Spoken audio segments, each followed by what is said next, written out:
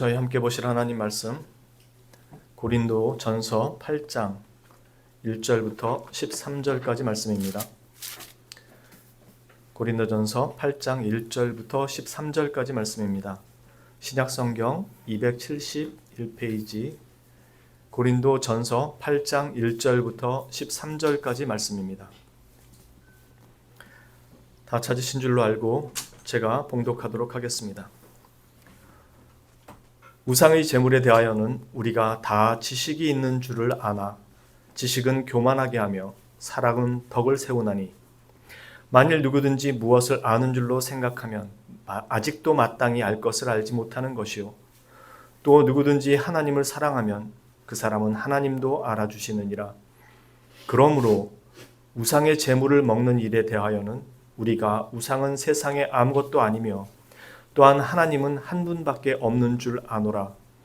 비록 하늘에나 땅에나 신이라 불리는 자가 있어 많은 신과 많은 주가 있으나 그러나 우리에게는 한 하나님 곧 아버지가 계시니 만물이 그에게서 났고 우리도 그를 위하여 있고 또한 한 주 예수 그리스도께서 계시니 만물이 그로 말미암고 우리도 그로 말미암아 있느니라. 그러나 이 지식은 모든 사람에게 있는 것은 아니므로 어떤 이들은 지금까지 우상에 대한 습관이 있어 우상의 제물로 알고 먹는 고로 그들의 양심이 약하여지고 더러워지느니라. 음식은 우리를 하나님 앞에 내세우지 못하나니 우리가 먹지 않는다고 해서 더 못 사는 것도 아니고 먹는다고 해서 더 잘 사는 것도 아니니라. 그런즉 너희의 자유가 믿음이 약한 자들에게 걸려 넘어지게 하는 것이 되지 않도록 조심하라. 지식 있는 네가 우상의 집에 앉아 먹는 것을 누구든지 보면 그 믿음이 약한 자들의 양심이 담력을 얻어 우상의 제물을 먹게 되지 않겠느냐. 그러면 내 지식으로 그 믿음이 약한 자가 멸망하나니 그는 그리스도께서 위하여 죽으신 형제라. 이같이 너희가 형제에게 죄를 지어 그 약한 양심을 상하게 하는 것이 곧 그리스도에게 죄를 짓는 것이니라. 그러므로 만일 음식이 내 형제를 실족하게 한다면 나는 영원히 고기를 먹지 아니하여 내 형제를 실족하지 않게 하리라. 아멘. 읽으신 내용만으로도 어떤 내용인지 충분히 납득이 될 만한 내용이라고 생각됩니다. 오늘 저희가 함께 읽은 이 말씀의 배경은 고린도 지역에서 우상을 섬기던 그들의 문화가 기본적으로 배경으로 깔려 있습니다. 그러나 결론적으로 이 내용의 결과는 음식에 대한 내용이 아니고 13절에 나오는 나는 영원히 고기를 먹지 아니하여 내 형제를 실족하지 않게 하리라. 이것이 실제적인 결론입니다. 이미 우리 성도님들은 이 이야기를 아마 한 번쯤 더 들어서 아실 것이라 생각됩니다. 그래도 한 번 더 반복하자면 저희는 지금 도축장에서 고기가 나오지만 여기는 도축한 다음에 자신들이 섬기는 그 신들 앞에 이 고기가 먼저 갑니다. 100% 다 가진 않아요. 바로 시장에 풀리는 것도 있고 우상에게 바쳐졌다가 나오는 것도 있습니다. 그러니까 섞여서 나오는 거죠. 이 사람들이 우상에게 바쳤던 음식을 먹을 때 어떤 생각을 하게 되냐면 우리 동양인들이 가지고 있는 제사 문화와 똑같습니다. 저는 어렸을 때 큰 집이 제사를 지냈기 때문에 제 기억에 한 13번, 14번 정도 1년에 13번, 14번 정도는 큰 집에 갔던 기억이 있어요. 제사하러. 아버님이 삼형제인데 막내셨는데 큰어머님이 진짜 고생을 많이 하셨을 것 같아요. 1년에 막 10대 번씩 제사를 준비하려면 엄청 힘들었겠죠. 저희는 가서 이것저것 그 제사 음식 아주 다양하게 올라오잖아요. 그게 먹는 게 즐거우니까 저희야 가서 먹는 게 좋았죠. 근데 이제 점점점 크니까 그게 죽은 사람들 앞에 바쳐졌다가 이제 이 성경에서는 귀신을 악한 영을 의미하지만 우리나라 사람들한테 귀신이 이르면 죽은 사람이 떠돌아다니는 게 귀신으로 이해를 하죠. 저도 그 문화 속에서 자라다 보니까 그 죽은 귀신들한테 바쳐졌던 음식이 들어오는 거죠, 저한테. 그러니까 그분들이 먼저 맛을 보고 그 다음에 이제 일반 살아있는 사람들이 음식을 먹는 것처럼 이해를 했었죠. 저도 이제 교회를 다니기 전까지는. 이게 동양인들이 기본적으로 가지고 있는 그 문화잖아요. 그래서 죽은 사람이 만졌던 물건을 만져서 잘못하면은 귀신이 들러붙고 뭐 여러 가지 그런 미신들과 풍습들이 있잖아요. 마찬가지로 이 고린도 교회에도 우상에게 바쳐졌다가 온다는 것은 그런 의미를 가지고 있었던 거예요. 그러니까 우상에게 바쳐졌던 음식을 먹는다는 건 그 우상과 자신이 하나가 되어 있다라는 그런 신앙관을 가지게 만듭니다. 그런 상황에서 바울 사도가 가서 우상은 아무것도 아니라고 복음을 전했던 것이죠. 이 지식을 가진 사람들이 그들 가운데 있게 되는 거죠. 즉 하나님 외에는 나머지는 다 가짜다라는 지식을 가진 사람들이 있게 되면서 그런 음식은 아무것도 아니다라는 나름의 담대한 신앙을 가지게 됩니다. 즉 우상에게 바쳐졌던 음식 먹는 것은 사실 그 귀신과 내가 하나라는 그런 의미가 아니다. 그것들은 있지도 않는 존재다라는 그 지식 가진 사람들이 생겨난 거죠. 그래서 이 사람들이 뭘 하게 되냐면 우상을 섬기는 자리에도 꺼리낌 없이 가게 돼요. 왜? 아무것도 아니니까.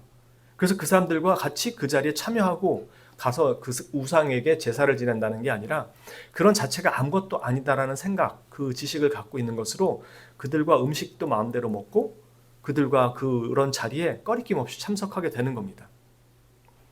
그러자 한편으로는 이 지식을 갖지 못한 아직은 연약한 성도들의 입장에서 봤을 때 그것이 비정상적인 것처럼 보일 수밖에 없는 거죠. 그래서 바울 사도가 우리가 가진 지식이 맞는 것은 분명하지만 그 지식이 맞는 것은 분명하지만 네가 갖고 있는 그 지식이 어떻게 쓰여지느냐에 따라서 그 지식이 교만해질 수 있다. 그런데 그 지식이 바로 사용되려면 반드시 그 지식은 사랑이라는 토대 위에서 사용되어야 한다라는 게 첫 문구의 시작입니다. 그래서 고린도전서 8장 들어가기 전에 이미 저 앞에서 모든 것이 가하나 모든 걸 할 수 있지만 모든 것이 유익한 것은 아니다. 그러니까 네가 할 수 있는 모든 것들을 할 수 있다는 이유만으로 다 사용하지 말라고 이야기했던 것이고 거기에 해당되는 내용 중에 하나가 지금 우상에게 바쳐진 재물에 대한 내용으로 나온 겁니다. 그렇게 바울이 2절에 만일 누구든지 무엇을 아는 줄로 생각한다면 마땅히 아는 것이 알아야 될 것을 알지 못하고 지식만 가지고 있다는 것입니다. 정말로 자신이 뭔가를 알고 있다고 생각하는 그 지식이 상대방을 세울 수 있는 것이 아니라면 그 지식은 참된 지식이 아니라는 것이죠. 그래서 혼자 다 알고 있는 것처럼 얘기하지만 실제로는 알지 못한다는 겁니다. 특히 이 개혁파 신학하는 사람들이 그런 경우가 많아요. 지식이 성경에 대한 지식을 많이 가지다 보니까 많이 아는 것처럼 생각해가지고 자기가 알고 있는 그 지식이 상대방에게 유익하고 도움이 되도록 사용하는 게 아니라 너 그거 틀린 거야 라고 지적하는 데 사용된다는 거죠. 비난하고 판단 내리고. 그렇게 바울 사도는 그것이 사용될 때는 반드시 사랑이라는 토대 위에서 사용돼야 된다라고 이야기하면서 3절에 누구든지 하나님을 사랑하면 그 사람은 하나님도 알아주시느니라. 바꿔 말하면 네가 하나님을 사랑한다면 내 형제도 사랑하게 될 것이다. 즉 너는 하나님을 사랑하면서 형제를 사랑하지 않는다면 즉 형제를 사랑함에 너무나도 부족하다면 너는 그 네가 알고 있는 지식이 네 자신을 옳다는 것을 증명하기 위해서 사용할 뿐이지 즉 나는 신앙생활 잘하고 있어 나는 맞아 라는 것을 증명하고 싶어서 그걸 사용하고 있을 뿐이지 네 형제를 위해서 사용하는 것은 아니라는 겁니다. 그래서 4절에 우상의 제물을 먹는 일에 대하여는 우리가 우상은 아무것도 아니라는 것을 다 알고 있고 하나님 한 분밖에 없다라는 것을 알고 있다. 그러면서 너희들이 알고 있는 게 틀린 건 아니다 라고 말하고 5절에 많은 신과 많은 주가 있으나 라고 한 이 내용은 실제로 많은 신과 많은 주가 있었다는 게 아니라 그건 다 가짜라는 것을, 아무것도 아니라는 것을 우리가 알고 있다. 그러면서 우리에게는 한 하나님 곧 아버지가 계시고 우리 주 예수 그리스도가 있다라는 것을 너희들도 알고 있고 우리도 다 알고 있다. 그렇게 이야기합니다. 그리고 7절에 가서 그러나 이 지식은 모든 사람에게 있는 것은 아니므로 어떤 이들은 지금까지 우상에 대한 습관이 있어 우상의 제물로 알고 먹는 고로, 즉 우상에게 바쳐졌다 들어온 것이기 때문에 우상과 내가 하나가 된다라는 그 종교적 그 관습과 이해를 여전히 가지고 있었던 그 연약한 성도들이 있었기에 그 성도들이 믿음이 나름 담대하다고 지식이 있다고 하는 사람들이 거기 가서 우상에 바쳐진 음식을 꺼리낌 없이 막 먹는단 말이에요. 그러면 같이 있던 이 믿음이 약한 형제도 그걸 보고 먹어도 되는 거긴 하는구나 라고 하면서도 먹기는 하지만 실제로 눈치를 보겠죠. 자기도 그리스도인데 누구는 먹는데 자기는 못 먹으면 되게 믿음이 없어 보이잖아요. 아니면 그 사람들이 먹는 걸 보고 먹어도 되긴 하는 건가 보다 하고 먹을 수도 있어요. 그런데 먹을 때 그 사람들 마음속에서는 이런 생각이 일어날 수 있습니다. 그리고 제가 보기엔 대부분이 믿음이 약한 형제들은 그 생각을 해요. 먹으면서도 근데 좀 찝찝하다. 먹어도 되는 걸까? 꺼리끼는 그 마음이 안에 있을 수가 있어요. 그리고 제가 보기에 실제로 그래요. 제사 음식 믿지 않는 집과 믿는 집안이 한 가정일 수 있으니까 제사를 지낸단 말이에요. 근데 여기 제사를 원래부터 지내던 사람들은 그게 조상들과 내가 하나 되는 어떠한 관련이 있고 조상을 잘 섬긴다고 생각해서 그렇게 먹을 수도 있어요. 그리고 여기에 참된 지식을 가지고 있어서 그걸 먹는 것이 아무것도 아니라고 생각하는 그 믿음의 사람이 있을 수 있어요. 그리고 그 중에 이제 믿음 생활을 시작한 지 얼마 안 돼가지고 연약한 믿음을 가지고 신앙생활하는 사람이 있을 수 있어요. 그래서 이 사람은 자기 믿음 좋은 사람들이 그걸 먹는 걸 보고 저거 먹어도 되나? 근데 저 사람들은 막 먹네? 먹어도 되긴 하는가 보다 라고 하면서 먹더라도 먹으면서도 꺼림칙하고 찜찜한 게 있을 수 있다는 겁니다. 지금 바울 사도가 얘기하는 게 그겁니다. 7절에 우상에 대한 습관이 있어 우상의 제물로 알고 먹는 거로 그들의 양심이 약하여지고 더러워지느니라. 이 이유 때문에 이렇게 얘기를 한 거예요, 지금. 그래서 바울은 음식은 우리를 하나님 앞에 내세우지 못하나니 우리가 먹지 않는다고 해서 못 사는 것도 아니하고 먹는다고 해서 더 잘 사는 것도 아니니라. 이 말이 네 먹는 것이 틀린 것은 아니지만 네가 먹는 것이 옳다라고 생각하는 그 생각 자체가 믿음이 연약한 형제를 실족하게 할 수 있다 이거. 왜? 지금 말한 것처럼 먹는 걸 보고 따라 먹을 수 있다고요. 그런데 그 따라 먹는 사람의 믿음이 약하기 때문에 양심이 상처를 받는다고. 찝찝하고 꺼리끼하고. 거기에 대해서 주님은 그걸 죄라고 얘기한다고요. 그러니까 믿음이 약한 사람이 죄를 짓도록 네가 만들었다고 그렇게 얘기를 하고 있는 거라고요. 그래서 네가 가진 그 믿음이 성도를 실족하게 한다면 너는 지금 그거를 잘못 사용했다라는 겁니다. 네가 가진 지식은 바른 지식이 아니라는 거예요. 그러니까 앞장으로 넘어가서 로마서 14장 잠깐 볼게요. 고린도전서 바로 앞이 로마서입니다. 로마서 14장 보겠습니다. 258페이지예요. 로마서 14장입니다. 258페이지입니다. 로마서 14장 1절부터 한번 볼게요. 내용이 기니까 조금 빨리 읽겠습니다. 믿음이 연약한 자를 너희가 봤되 그의 의견을 비판하지 말라. 이 지금 얘기가 음식에 관한 얘기 때문에 나오게 된 겁니다. 그러니까 못 먹는 사람 아니면 먹어도 꺼림칙해하는 그 사람을 말하는 겁니다. 믿음이 연약한 자를 너희가 봤되 그의 의견을 비판하지 말라. 어떤 사람은 모든 것을 먹을 만한 믿음이 있고 믿음이 연약한 자는 채소만 먹느니라. 먹는 자는 먹지 않는 자를 업신여기지 말고 먹지 않는 자는 먹는 자를 비판하지 말라. 이는 하나님이 그를 받으셨음이라. 남의 하인을 비판하는 너는 누구냐? 그가 서 있는 것이나 넘어지는 것이 자기 주인에게 있음에 그가 세움을 받으리니 이는 그를 세우시는 권능이 주께 있음이라. 어떤 사람은 이 날을 저날보다 낮게 여기고 어떤 사람은 모든 날을 같게 여기나니 각각 자기 마음으로 확정할지니라. 나를 중히 여기는 자도 주를 위하여 중히 여기고 먹는 자도 주를 위하여 먹으니 이는 하나님께 감사하며 먹지 않는 자도 주를 위하여 먹지 아니하며 하나님께 감사하느니라. 우리 중에 누구든지 자기를 위하여 사는 자가 없고 자기를 위하여 죽는 자도 없도다. 우리가 살아도 주를 위하여 살고 죽어도 주를 위하여 죽나니 그러므로 사나 죽으나 우리가 주의 것이로다. 이를 위하여 그리스도께서 죽었다가 다시 살아나셨으니 곧 죽은 자와 산 자의 주가 되려 하심이라. 네가 어찌하여 네 형제를 비판하느냐? 어찌하여 네 형제를 업신여기느냐? 우리가 다 하나님의 심판대 앞에 서리라. 기록되었으되 주께서 이르시되 내가 살았노니 모든 무릎이 내게 꿇을 것이요 모든 혀가 하나님께 자백하리라 하였느니라. 이러므로 우리 각 사람이 자기 일을 하나님께 직고하리라. 그런즉 우리가 다시는 서로 비판하지 말고 도리어 부딪힐 것이나 거칠 것을 형제 앞에 두지 아니하도록 주의하라. 내가 주 예수 안에서 알고 확신하노니 무엇이든지 스스로 속된 것이 없으되 다만 속되게 여기는 그 사람에게는 속되니라. 만일 음식으로 말미암아 네 형제가 근심하게 되면 이는 네가 사랑으로 행하지 아니함이라. 그리스도께서 대신하여 죽으신 형제를 네 음식으로 망하게 하지 말라. 그러므로 너희의 선한 것이 비방을 받지 않게 하라. 하나님의 나라는 먹는 것과 마시는 것이 아니요 오직 성령 안에 있는 의와 평강과 희락이라. 이로써 그리스도를 섬기는 자는 하나님을 기쁘시게 하며 사람에게도 칭찬을 받느니라. 그러므로 우리가 화평의 일과 서로 덕을 세우는 일을 힘쓰나니 음식으로 말미암아 하나님의 사업을 무너지게 하지 말라. 만물이 다 깨끗하되 거리낌으로 먹는 사람에게는 악한 것이라. 고기도 먹지 아니하고 포도주도 마시지 아니하고 무엇이든지 네 형제로 거리끼게 하는 일을 아니함이 아름다우니라. 네게 있는 믿음을 하나님 앞에서 스스로 가지고 있으라. 자기가 옳다 하는 바로 자기를 정죄하지 아니하는 자는 복이 있도다. 의심하고 먹는 자는 정죄되었나니 이는 믿음을 따라 하지 아니하였기 때문이라.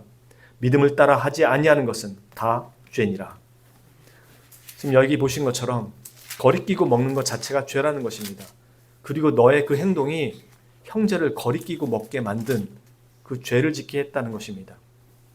그래서 바울 사도가 8절에 오늘 우리 보는 고린도전서 8장 8절에 그런즉 너희의 자유가 믿음이 약한 자들에게 걸려 넘어지게 하는 것이 되지 않도록 조심하라. 지식 있는 네가 우상의 집에 앉아 먹는 것을 누구든지 보면 그 믿음이 약한 자들의 양심이 담력을 얻어 우상의 재물을 먹게 되지 않겠느냐. 그러면 네 지식으로 그 믿음이 약한 자가 멸망하나니 그는 그리스도께서 위하여 죽으신 너의 형제라. 이같이 너희가 형제에게 죄를 지어 그 약한 양심을 상하게 하는 것이 곧 그리스도에게 죄를 짓는 것이니라 라고 바울 사도가 얘기하는 것입니다. 그러니까 내가 하나님에 대한 지식과 성경에 대한 지식을 가지고 있다는 게 그 행동 자체가 옳다는 이유만으로 모든 것이 가할 수가 없다는 겁니다. 분명히 옳은 것일지라도 그 옳은 걸 가지고 따박따박 상대방의 틀린 걸 지적질하며 이게 맞는 거야 라고 하는 것 자체가 그 연약한 성도를 시험대 위에 올리는 거라고요. 그게 여러분들에게는 자주 일어나지 않는 일일 수 있어요. 근데 저는 4년 내내 신학교 다니는 동안에 그 일을 했거든요. 내가 가진 신학적 지식이 저 사람을 살릴 수 있다라는 그 이유 때문에 그렇게 한 거예요. 근데 그게 그렇게 해서 살아나는 게 아닌데 너 그거 틀린 거야. 고쳐야 돼. 이게 진짜야. 이게 맞는 거야. 저는 그게 사랑이라고 생각을 한 거죠. 근데 그리스도의 사랑은 그게 아니었거든요. 그리스도의 사랑은 십자가에 알지도 못하는 그들을 위해서 죽으신 거였거든요. 그게 우리가 가진 신학의 위대함이에요. 그래서 마틴 루더는 그것을 십자가의 영광의 신학이라고 했거든요. 근데 저희는 아는 걸 가지고 뜯어 고쳐 놓으려고 하는 거죠. 이건 모든 면에서 동일하게 적용돼야 되는 거예요. 우리는 내가 아는 그 지식을 가지고 상대방에게 십자가가 이거야 라고 하면서 그 사람에게 감당할 수 없는 십자가를 자꾸 지게 만들려고 한다는 거죠. 그건 내가 지어야 하는 건데. 바울 사도의 내용의 그 결론은 그거죠. 그러므로 만일 음식이 내 형제를 실족하게 한다면 나는 영원히 고기를 먹지 아니하여 내 형제를 실족하지 않게 하리라. 즉 내가 가진 모든 신학적 지식, 하나님을 아는 지식, 그리고 하나님을 향한 사랑, 이게 참된 지식이라면 나는 저 사람을 위해서 내가 그 모든 것들을 감당하는 쪽에 서겠다 이거예요. 그래서 차라리 영원히 고기를 안 먹고, 즉 내가 저 사람을 위해서 내 모든 걸 손해를 보는 한이 있더라도 그 자리에 서지 내가 억지로 뜯어 고쳐놓지 않겠다는 것입니다. 힘들죠. 옳은 건 나니까. 근데 성경은 옳다는 이유만으로 상대에게 그걸 강요하지 말고, 만일 네가 가진 지식이 참되고 옳다면 그 지식이 모든 사람들에게 유익하게 사용될 수 있도록 그걸 사용하라는 겁니다. 근데 우리는 내가 가진 지식이 참되고 옳으면 대부분 옆에 있는 사람들이 죽어나가요. 왜냐하면 내가 옳다라는 것만으로 칼을 뽑아서 다 휘둘러 버렸기 때문에. 그게 개혁신학이 갖고 있는 위험성 중에 하나입니다. 옳다는 게 모든 것을 다 용서하는 줄로 생각하고 싹 다 난도질을 해버려요. 늘 말씀드렸지만 우리가 이 개혁신학을 배웠다면 우리 자신이 철저하게 부서져야 돼요. 깨져야 되고 습관부터 다 바꿔줘야 돼요. 왜냐하면 우린 은혜 아래서 살아가는 사람들이기 때문에 내가 그리스도를 아는 참된 지식은 내가 은혜로 살아간다는 것을 더 깊이 알아가는 거예요. 그래서 은혜 아래 들어간 사람은 타인을 비방하거나 비난할 수가 없어요.